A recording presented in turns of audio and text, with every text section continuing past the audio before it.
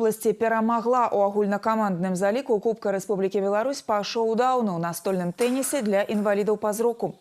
Для невядушчых спартсменаў спаборніцтвы сталі першым стартам у сезоне. Рэспубліканскі турнір сабраў больш за 30 мацнейшых спартсменаў з усіх абласцей і горада Мінска. Упершыню удзельнікі Кубка краіны згулялі адразу на 3 тэнісных сталах.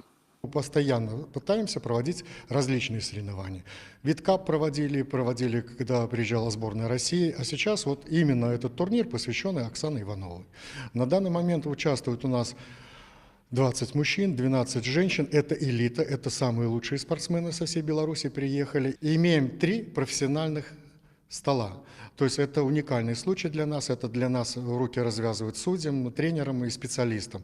То есть мы можем в кратчайшие сроки провести этот турнир. Очень нравится. Я живу этим спортом.